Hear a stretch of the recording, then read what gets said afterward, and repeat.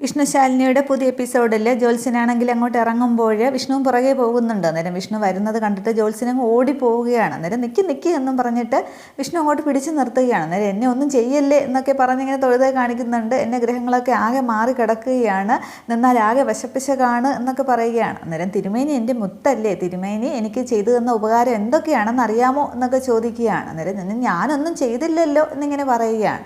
അന്നേരം ചില സമയത്ത് ഒന്നും ചെയ്യാതിരിക്കുന്നതാണ് നല്ലത് എന്ന് പറയുകയാണ്.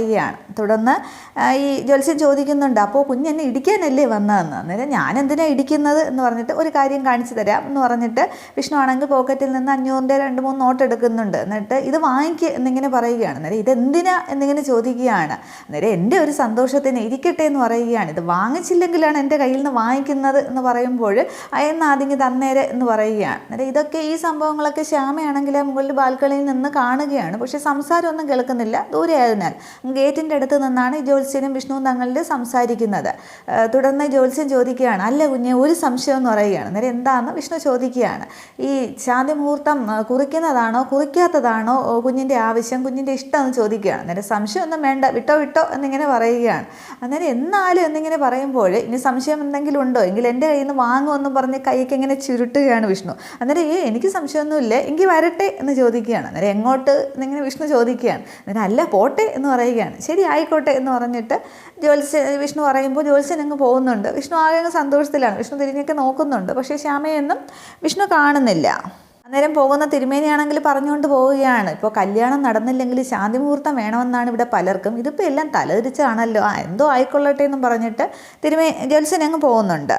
തുടർന്ന് ശ്യാമയാണെങ്കിൽ ശാലിനിയെ ഫോൺ ചെയ്ത് പറയുന്നുണ്ട്. അന്നേരം കുഞ്ഞേച്ചി പറഞ്ഞ കാര്യങ്ങൾ ശരിയാണെന്ന് തോന്നുന്നു. ആ കാർത്തികയുടെ കാര്യം എന്ന് പറയുമ്പോൾ അവർ കല്യാണമൊന്നും കഴിഞ്ഞിട്ടില്ല എന്നാണ് തോന്നുന്നത് എന്നിങ്ങനെ ശ്യാമ പറയുകയാണ്. അന്നേരം എന്താ സംഭവം എന്ന് ചോദിക്കുമ്പോൾ ഞാൻ ഇന്നിവിടെ ഉണ്ടായ സംഭവങ്ങൾ പറയാം, അപ്പോൾ എനിക്ക് തോന്നുന്നതാണോ കുഞ്ഞേച്ചിക്കും തോന്നുന്നത് എന്നറിയാമല്ലോ എന്ന് പറഞ്ഞിട്ട് ആ താലിമാലയുടെ കാര്യം റൂമിൽ വെച്ച് വിഷ്ണുവും കാർത്തികയും തമ്മിൽ സംസാരിച്ചതും പിന്നീട് ശാന്തി മുഹൂർത്തം കുറിക്കാനായിട്ട് വന്ന ജ്യോത്സ്യന് വിഷ്ണു പണം കൊടുത്തതും ഒക്കെ പറയുകയാണ്. ഇതെല്ലാം കൂട്ടി വായിച്ച് നോക്കുമ്പോൾ അവർ തങ്ങളിൽ കല്യാണമൊന്നും നടന്നിട്ടില്ലെന്നാണ് തോന്നുന്നത് എന്നിങ്ങനെ ശ്യാമ പറയുകയാണ്. അന്നേരം അതങ്ങനെ അങ്ങോട്ട് ഉറപ്പിക്കാനായിട്ട് കഴിയുമോ എന്ന് ചോദിക്കുകയാണ്. അന്നേരം എല്ലാം കൂട്ടി വായിക്കുമ്പോൾ അങ്ങനെ തന്നെയാണ്. മറ്റുള്ളവരുടെ മുമ്പിൽ അവർ ഭാര്യ ഭർത്താക്കന്മാരായിട്ട് ഓക്കെ, പക്ഷേ അവർ രണ്ടുപേരും മാത്രമാകുമ്പോൾ തികച്ചും അപരിചിതരെ പോലെയാണ് പെരുമാറുന്നത്. ഒരു ഫ്രണ്ട്സിനിടയിലുള്ള സ്വാതന്ത്ര്യം പോലും അവർ തങ്ങളിലില്ല, എന്തൊക്കെ ഭയക്കുന്നത് പോലെ എന്നിങ്ങനെ പറയുകയാണ്. ശാന്തി മുഹൂർത്തം കുറിക്കാനായിട്ട് ജ്യോത്സ്യം വന്നപ്പോൾ വധശിക്ഷയ്ക്ക് വിധിക്കപ്പെട്ട കുറ്റവാളികളെ പോലെയായിരുന്നു വിഷ്ണുവേട്ടനും കാർത്തികയും. പിന്നീട് നല്ല ദിവസമൊന്നും ഇല്ല എന്ന് പറഞ്ഞപ്പോഴാണ് അവർക്ക് ആശ്വാസമായത്. സ്നേഹിച്ചും പ്രണയിച്ചും ഒക്കെ കല്യാണം കഴിച്ച് എന്നല്ലേ അവർ പറഞ്ഞത്. അങ്ങനെയാണെങ്കിൽ അവർ ശാന്തി മുഹൂർത്തം വൈകിപ്പിക്കാനായിട്ട് നോക്കുന്നത് എന്തിനാണ്, എത്രയും വേഗം നടത്താനല്ലേ നോക്കേണ്ടത് എന്നൊക്കെ പറയുകയാണ്. അന്നേരം നമ്മുടെ സംശയം ശരിയായിരിക്കുമല്ലേ ശ്യാമയെന്ന് ശാലിനിയും പറയുകയാണ്. പിന്നെ എന്തിനാ അവരിങ്ങനെ അഭിനയിക്കുന്നു എന്നൊക്കെ ചോദിക്കുമ്പോൾ അത് നമുക്ക് കണ്ടുപിടിക്കാൻ കുഞ്ഞേച്ചി എന്ന് ശ്യാമ പറയുകയാണ്. അന്നേരം നിൻ്റെ ഒരു കണ്ണ് എന്തായാലും അവളുടെ മേൽ വേണം, എന്തെങ്കിലും സംശയബദ്ധമായിട്ട് എന്തെങ്കിലും ഉണ്ടായാലും എന്നെ അറിയിക്കണം എന്ന് പറയുകയാണ്. അന്നേരം ഒരു കണ്ണല്ല, എൻ്റെ 2 കണ്ണും അവളുടെ മേൽപ്പ് തന്നെയാണ് എന്നിങ്ങനെ ശ്യാമ പറയുകയാണ്. അന്നേരം പലരും വിഷ്ണുവേട്ടനെ എന്നിൽ നിന്നും തട്ടിയെടുക്കാനായിട്ട് ശ്രമിച്ചിട്ടുണ്ട്, പക്ഷേ ഇപ്പോൾ വിജയിച്ച് നിൽക്കുന്നത് അവളാണ്. അതിന് എന്ത് കള്ളത്തരമാണെങ്കിലും ഞാൻ കുടിച്ച കണ്ണീരിൻ്റെ വില അവളെ കൊണ്ട് പറയിപ്പിക്കും എന്നിങ്ങനെയൊക്കെ പറഞ്ഞിട്ട് ശാലിനി അങ്ങ് ഫോൺ വയ്ക്കുന്നുണ്ട്.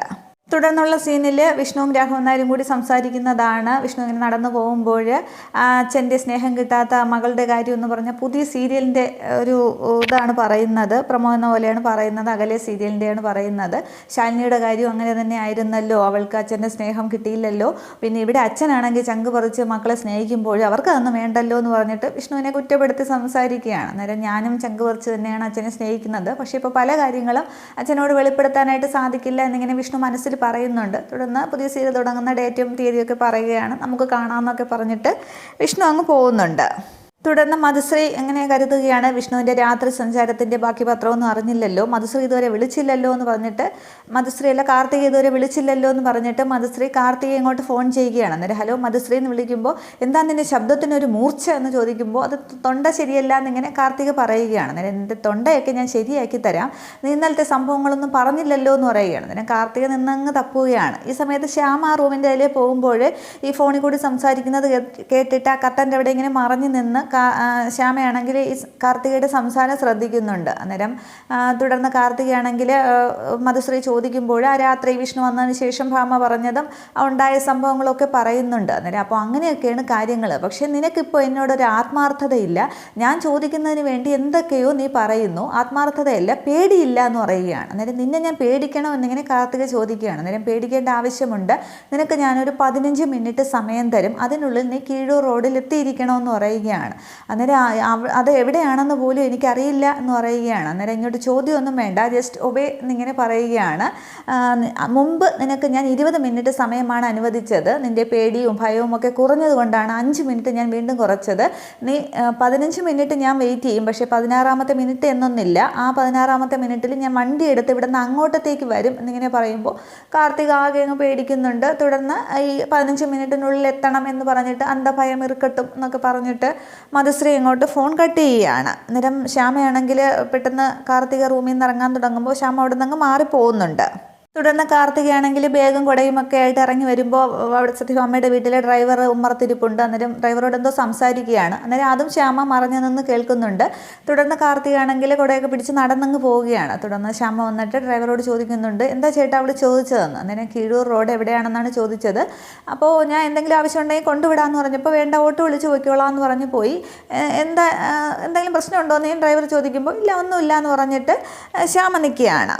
തുടർന്ന് ആ സംഭവങ്ങൾ അപ്പോൾ തന്നെ ശ്യാമയാണെങ്കിൽ ശാലിനിയെ ഫോൺ ചെയ്ത് അറിയിക്കുന്നുണ്ട്. ഇപ്പോൾ ഒരു സംഭവം ഉണ്ടായി, കാർത്തിക് ഒരു ഫോൺ കോൾ വന്നു, അടക്കി പിടിച്ചാണ് സംസാരിച്ചത്, അവൾ ആരെയോ ഭയക്കുന്നത് പോലെ ഇടയ്ക്കിടയ്ക്ക് തിരിഞ്ഞൊക്കെ നോക്കുന്നുണ്ടായിരുന്നു, ആരൊക്കെയോ വരുന്നുണ്ടോ എന്ന്. അന്നേരം സംസാരം എന്തായിരുന്നു എന്ന് ശാലിനി ചോദിക്കുമ്പോൾ അത് കേൾക്കാനായിട്ട് സാധിച്ചില്ല, കുറച്ച് ദൂരത്തിലായിരുന്നു, ഇനിയിപ്പോൾ അടുത്തായിരുന്നാലും അത് കേൾക്കാനായിട്ട് പറ്റില്ല, പക്ഷേ സംസാരം പെട്ടെന്ന് അവസാനിച്ചു. അതിനുശേഷം അവൾ ഡ്രൈവറോട് വന്നിട്ട് കീഴൂർ റോഡ് എവിടെയാണെന്ന് ചോദിച്ചു. ഇപ്പോൾ പോയാൽ അവളെ കള്ളത്തരം മൊത്തത്തിൽ പിടിക്കാൻ എന്നാണ് വിചാരിക്കുന്നത് എന്നിങ്ങനെ ശ്യാമ പറയുകയാണ്. അന്നേരം കീഴൂർ റോഡല്ലേ ചോദിച്ചത്, നീ ഫോൺ വെച്ചോ എന്നിങ്ങനെ ശാലിനി പറയുകയാണ്. തുടർന്ന് ഓട്ടോയിൽ പോകുന്ന കാർത്തികാണെങ്കിൽ ഓട്ടോക്കാരനെ അങ്ങ് വെപ്രാളപ്പെടുത്തുന്നുണ്ട്, പെട്ടെന്ന് പോയി ചേട്ടാ, ഇപ്പോൾ തന്നെ 10 മിനിറ്റ് വൈകി, ജീവിത പ്രശ്നമാണ് എന്നൊക്കെ പറയുമ്പോൾ ഇൻ്റർവ്യൂ ഉണ്ടോ എന്നൊക്കെ ഓട്ടോക്കാരൻ ചോദിക്കുകയാണ്. അന്നേരം പെട്ടെന്ന് പോയാൽ മതി എന്നൊക്കെ പറഞ്ഞിട്ട് ഒരു റോഡിൽ കൊണ്ടുവന്ന് നിർത്തുകയാണ്. ഇതാണ് കീഴൂർ റോഡ് എന്ന് പറഞ്ഞ് നിർത്തുന്നുണ്ട്. അന്നേരം കാർത്തികയാണെങ്കിൽ വണ്ടിയിൽ നിന്ന് ഇറങ്ങുകയാണ്. ഇറങ്ങി ഇങ്ങനെ ചുറ്റുമൊക്കെ നോക്കുമ്പോൾ ഈ ഇവിടെ വഴിയിൽ വന്ന് കാത്തു നിൽക്കാനാണോ എന്നെ ഇടന്ന് വെപ്രാളപ്പെടുത്തിയെന്നൊക്കെ ഓട്ടോക്കാരൻ ചോദിക്കുന്നുണ്ട്. എൻ്റെ കാശിങ്ങി തന്നാൽ ഞാൻ പൊയ്ക്കോളാം എന്ന് പറയുമ്പോൾ വെയിറ്റ് ചെയ്താൽ മതി, എനിക്കൊരാളെ കാണാനാണ്, പെട്ടെന്ന് പോകാമെന്ന് പറയുന്നുണ്ട്. അന്നേരം ഈ ചില്ലറ ഓട്ടത്തിനൊക്കെ വെയിറ്റ് ചെയ്യുക എന്ന് പറഞ്ഞ് ഓട്ടോക്കാരൻ തർക്കിക്കുകയാണ്. അന്നേരം ഓട്ടത്തിലാണെന്ന് തന്നെ കരുതിക്കോ, ചേട്ടൻ ചോദിക്കുന്ന കാശ് തരാമെന്നൊക്കെ പറയുമ്പോൾ പിന്നെ വാക്ക് മാറരുത് എന്ന് പറഞ്ഞിട്ട് ഓട്ടോ വെയിറ്റ് ചെയ്യുന്നുണ്ട്. ഈ സമയത്ത് ശാലിനിയാണെങ്കിൽ ശ്യാമ പറഞ്ഞ അനുസരിച്ച് കീഴൂർ റോഡ് ഈ പറഞ്ഞ സ്ഥലത്തിലേക്ക് ശാലിനിയും വരുന്നുണ്ട്. തുടർന്ന് കാർത്തിക ഓട്ടോയിൽ നിന്ന് ഇറങ്ങി നോക്കുമ്പോഴും മധുശ്രീ പിന്നാലെ വരികയാണ്. അന്നേരം എന്താ മധുശ്രീ കാര്യം, ഇത്ര വെപ്രാളപ്പെടുത്തിയത്, 15 മിനിറ്റ് സമയം വെച്ചതുകൊണ്ട് ജീവൻ കൈ പിടിച്ചുകൊണ്ടാണ് ഞാൻ ഓടിയത് എന്നൊക്കെ പറയുന്നുണ്ട്. അന്നേരം നീ എന്നോട് സ്നേഹവും ആത്മാർത്ഥതയൊക്കെ കാണിച്ചാൽ നീ എന്ന് എൻ്റെ ആത്മാർത്ഥ സുഹൃത്ത് തന്നെ ആയിരിക്കും എന്നിങ്ങനെ പറഞ്ഞ് കാർത്തികയുടെ തോളിൽ ഇങ്ങനെ കൈവയ്ക്കുകയാണ്. അന്നേരം കാർത്തിക ഇങ്ങനെ ചിന്തിക്കുമ്പോഴും മധുശ്രീ പറയുന്നുണ്ട്, എന്തിനാ എന്നെ പേടിക്കുന്നത് എന്നൊക്കെയല്ലേ നീ ചിന്തിക്കുന്നതെന്ന്. അന്നേരം അത് തന്നെയാണ് ഞാൻ ചിന്തിക്കുന്നത് എന്ന് പറഞ്ഞ് കാർത്തികയും തറതട്ടനെ നിൽക്കുകയാണ്. അന്നേരം നിൻ്റെ ഈ ധൈര്യമുണ്ടല്ലോ, അതാണ് എനിക്കിഷ്ടം എന്നൊക്കെ പറഞ്ഞ് കാർത്തിക സംസാരിച്ചുകൊണ്ട് നിൽക്കുന്നുണ്ട്. ഈ സമയത്ത് ഒരു അമ്പലത്തിൻ്റെ ഒരു സൈഡിലോട്ടാണ് കാണിക്കുന്നത്. ഈ സമയത്ത് ശാലിനി ആണെങ്കിൽ അവിടെ എത്തുന്നുണ്ട്. ശാലിനി കാറിൽ നിന്ന് ഇറങ്ങിയിട്ട് ഈ പറഞ്ഞ ആ റോഡ് ആ സൈഡിലേക്ക് വരികയാണ്. ഇത്രയുമേ എപ്പിസോഡിൽ കാണിക്കുന്നുള്ളൂ. അപ്പോൾ ഇവർ രണ്ടുപേരും കൂടി സംസാരിക്കുന്നത് എന്തായാലും ശാലിനി ദൂരെ നിന്ന് കാണും. അപ്പോൾ ഇവർ തങ്ങളിൽ എന്തെങ്കിലും ഇടപാടുണ്ടെന്ന് ശാലിനിക്ക് മനസ്സിലാവുമായിരിക്കും. അങ്ങനെയൊക്കെയാണ് എപ്പിസോഡുകൾ. അപ്പോൾ ഇനി എന്തായാലും ശാലിനി തന്നെ കണ്ടുപിടിക്കും കാർത്തികയുടെ കള്ളത്തരങ്ങളൊക്കെ. അതിന് മുന്നേ ബർത്ത്ഡേ ആഘോഷിക്കുന്നതൊക്കെ ഉണ്ട്. പപ്പിയുടെയും സത്യയുടെയും ബർത്ത്ഡേ ആഘോഷമുണ്ട്. പിന്നെ സത്യഭാമയുടെ വീട്ടിലേക്ക് ശാലിനി വരുന്നതും, പിന്നെ പപ്പിയാണെങ്കിൽ ശാലിനിയെ കാണുന്ന എപ്പിസോഡുകൾ, അങ്ങനെ കുറേ എപ്പിസോഡുകളൊക്കെ ഉണ്ട്. അതൊക്കെ നമുക്ക് കാണാം. Okay, thank you.